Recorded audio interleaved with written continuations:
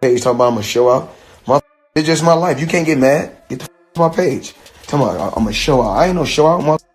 I earn my shit the hard way. And I'm gonna state that emphatically.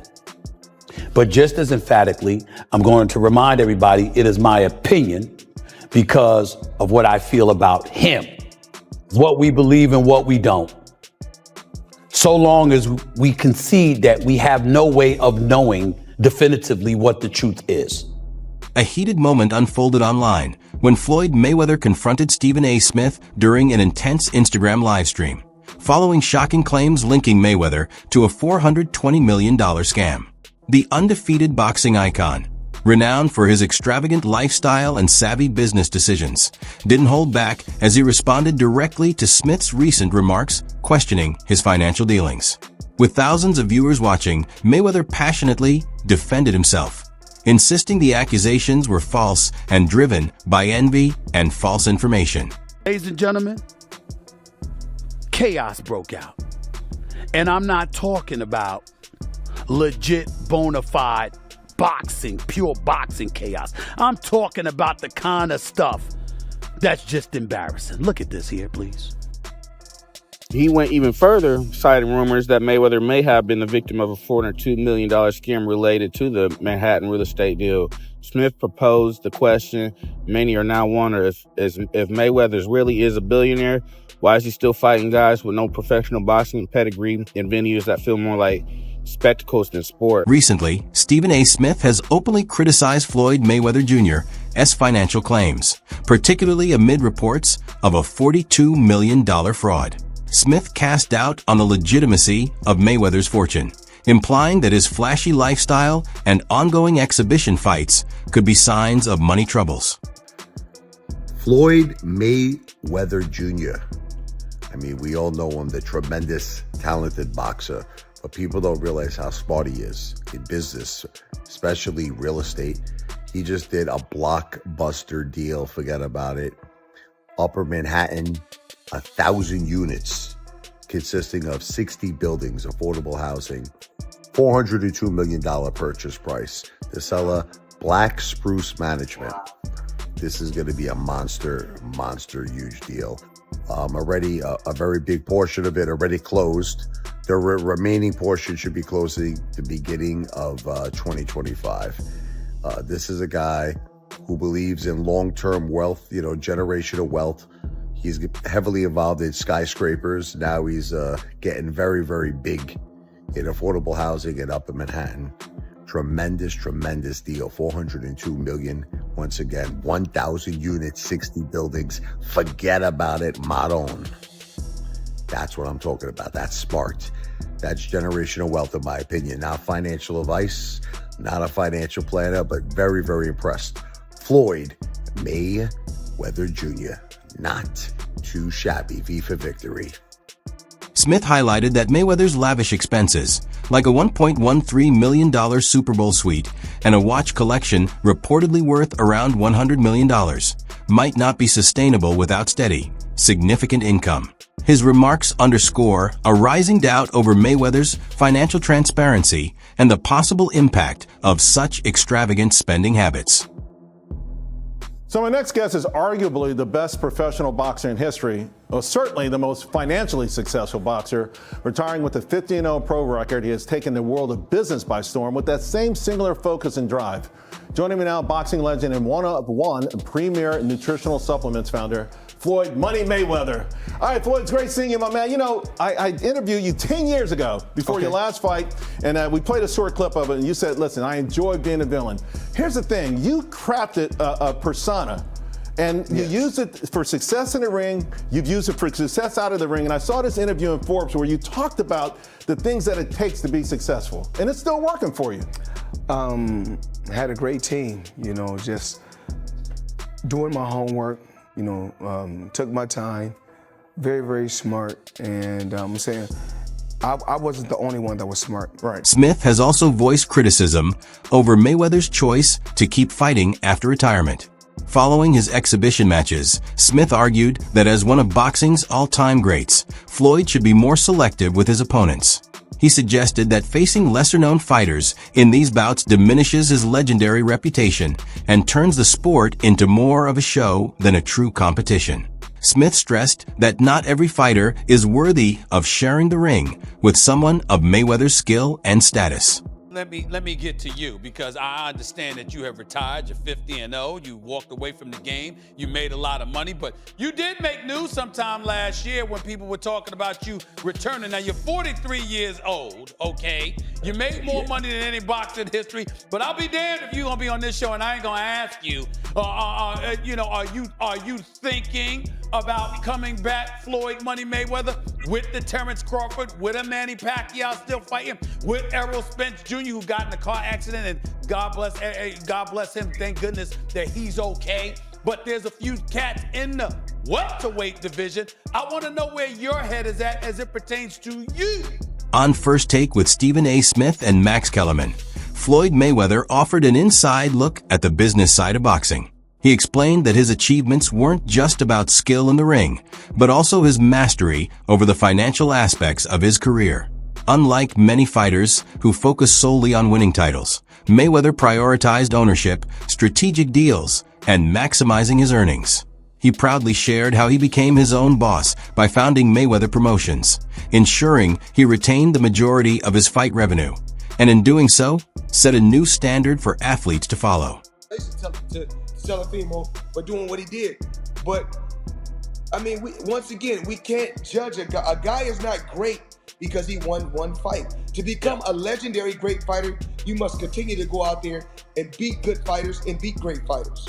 So Floyd, what I mean is promoters are siloed with networks. We know who's where, right? So we're not even just asking purely about Teofimo, because of course you're right. It's difficult for business reasons to cross networks, cross promotion, all that stuff, right? Everyone wants what they want. What we're really interested in, at least I'll speak for myself, I believe Stephen A. as well, is that the best fight the best regardless, just as fans. And you're saying you're willing to sit down with other promoters on different networks and see if those fights can happen. Teofimo or someone on DAZN, doesn't matter to us.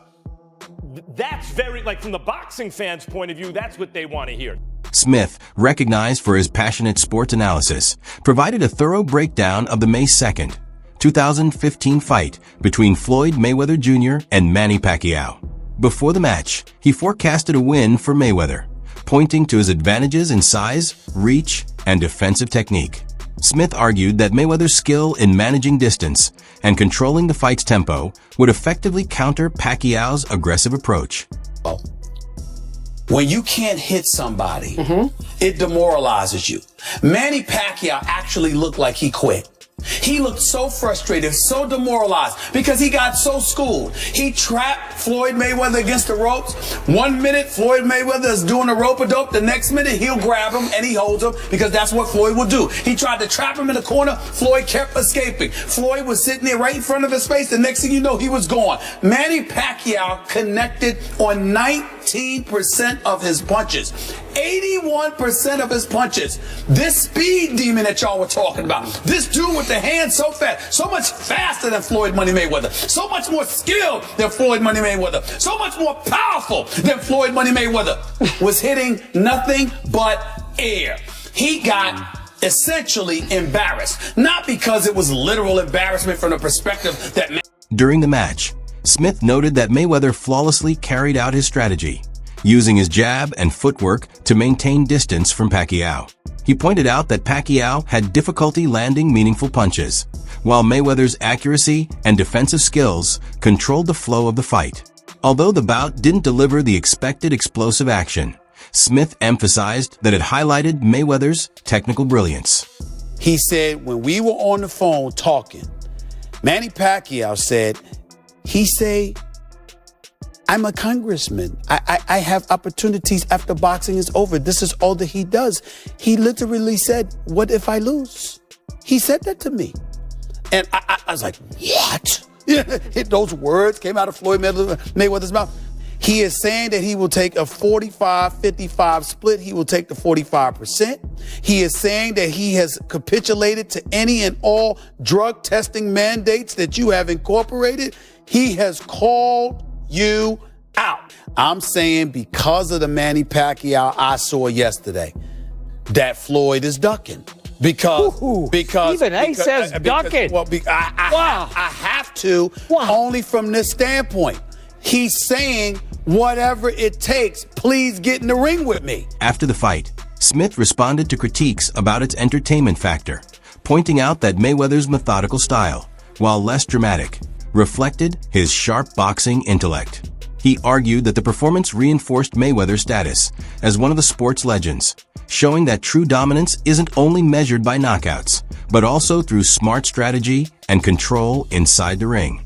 Fought against Manny Pacquiao, you fought against Floyd Mayweather.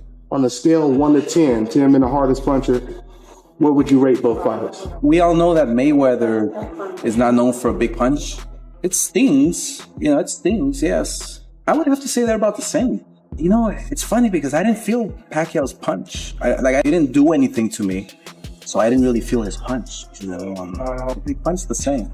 The only difference is that Pacquiao has the ability to really maybe knock you out, but he's got to land that perfect punch. And Pacquiao's more of a, he doesn't have that good timing like Mayweather. What about speed? Speed? It's different. It's different speed because Mayweather is a guy who, for one fast shot, boom. Pacquiao he'll throw 4, 5, 6, 7 punches and fast. I think both guys might be the same. I would have to go with Pacquiao. Stephen A. Smith has also shared his thoughts on the 2017 bout between Floyd Mayweather and Conor McGregor. While he acknowledged the fight's entertainment factor, he stressed the clear gap in boxing experience between the two. Smith pointed out that although McGregor came in confident and aggressive, his lack of professional boxing training was apparent against Mayweather's polished technique. He highlighted how Mayweather's smart strategy exploited McGregor's inexperience, culminating in a 10th round TKO. After the fight, Smith praised Mayweather's adaptability and command of the ring, reinforcing his status as one of boxing's elite. At the same time, he raised concerns about the rise of crossover fights and their potential effect on the sport's integrity. Deserves a hell of a lot of credit. He never fought professionally as a fighter, and to last as long as he deserved a lot of credit. I thought he won the first 2 rounds. I think it was the 8th or the 9th round I had even. Outside of that, Floyd Money Mayweather stalked him tirelessly. He kept coming. He was blocking a lot of shots. He was making him miss a lot of shots. Didn't quite understand why he was turning his back to him and putting himself in a position to get chopped in the back of the head. I guess he wanted to expose the fact that Conor McGregor might, just innately employ UFC tactics or whatever the case may be. But in the end, I just thought that Conor McGregor was out on his feet. He got out of gas. He was taking some good shots, no doubt. He was hurt. But more than that, he was exhausted. He had never been in a boxing match. UFC 5-minute rounds is entirely different than 12 3-minute rounds. Floyd knew that, obviously. He's an expert at this. You came into his domain, and he worked it against them by making sure he punched himself out. Recently, Floyd Mayweather responded to Stephen A. Smith's critiques of his finances and business choices. Known for his confidence both in the ring and in public, Mayweather defended his legacy and financial savvy, emphasizing the careful strategy behind his boxing career and business ventures. He pointed out how he has earned significant revenue through exhibition fights and other projects, asserting that every financial move he makes is deliberate and advantageous. The exchange highlighted Mayweather's determination to control his own story and offered insight into how he maintains wealth and relevance even after retiring from professional boxing. And I'll go up to Floyd. You can't play around with Gaddy. You gotta take him out. I'm just telling you, we in the VIP section. Floyd grabs me, pulls me closer to him. Ain't no motherfucker with 6 losses beating me. Never forget that. Yeah. I said, what? He said, I said, ain't no motherfucker with 6 losses ever beating me. Watch. I said, fine, I'ma beat you. Fight was in Atlantic City. Yeah. I flew back from Jacksonville, and I went to Atlantic City. Yeah. For the next week, for the fight. And Floyd beat that brother. Oh, he stole bad. It was bad. Floyd hit that brother with like 6 straight rights. I said, oh my God, just picked him apart. When Floyd left Bob Arum, it's good for them to do it and become their own boss. And then if another guy does it, it's not good for the sport. He's disloyal. And what's wrong with Tank saying he want to be his own boss? And honestly, I've been there. The relationship between them two is very toxic. It's a toxic relationship. It's up and down and up and down. And I'm not gonna elaborate to everything that I know, but it's a very toxic relationship. And that's why when I tweet stuff, I don't tweet often, but when I tweet, I may fire off 50 tweets in the day. And that's why when I tweeted certain things about the relationship, Tank retweeted it because he knows. Like, I'm not just gonna say what it is. It's a very toxic relationship. It's back and forth. And I think it will serve him best to go and be his own boss. When is Gervonta Davis going to go somewhere in the pound for pound? Anui deserve to be in the pound for pound? Absolutely. Do Terrence Crawford deserve to be in the pound for pound? Absolutely. But what about Gervonta Tank Davis? I mean, he deserved to be somewhere also in the pound for pound. Why don't they give him that credit? Because he was affiliated with me. Nobody would do business with you if you act like this. But it happens a lot in boxing, though, right? Oh yeah, because to be common in boxing. Yeah. Floyd was telling him all these things. Floyd's given this counsel to Gervonta. Who do you think is telling him to do the rehydration clauses and not, putting all these stipulations on me? You can't do this, you can't do that. The ring needs to be this size. It's Davis Garcia. It's not, but all these things were all by Floyd.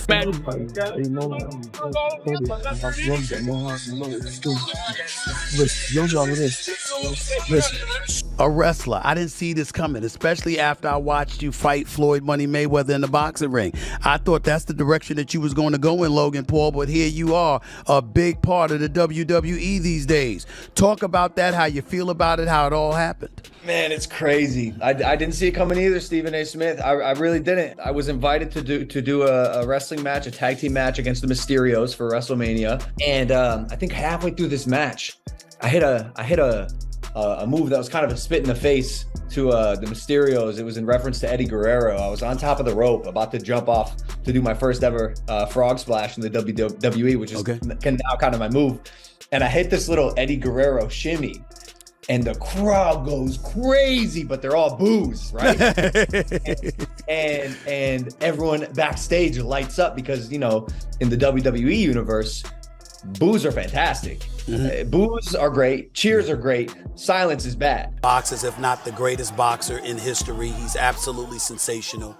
But he retired years ago. And for me personally, I know these exhibition matches are entertaining. I like the one with Conor McGregor. Not so much the one with Logan Paul. Looking at these exhibitions and all of that stuff, that little melee and stuff don't matter to me. As far as I'm concerned, it could have potentially been orchestrated. I don't know. But I do know not just anybody should be allowed to be in the ring with Floyd Money Mayweather. Absolutely. I just believe Floyd Money Mayweather retired from boxing 50-0. That individual that he was fighting right there is the grandson of the late infamous mobster John Gotti. I am not aware of John Gotti III having any real kind of boxing background.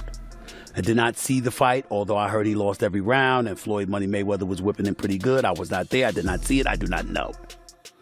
Here's what I do know, which is where my disappointment comes from. When you are as great as Floyd Money Mayweather, everybody doesn't deserve to be in your space. I know you like to make money. You're never going to stop making money. Very, very few people on the planet know how to make money like you know how to make money. But some of this stuff has got to stop. You want to get Conor McGregor in the ring for an exhibition match? All right, that's fine. Conor sold that. It was great marketing. He's not a boxer, but hey, he was a knockout artist in the UFC. I get it. John Gotti III, I don't know anything about him. I'm not trying to disrespect him. And yes, I'm being smart. I'm not trying to disrespect the grandson of a mobster. Fair enough. But what I'm trying to say is this.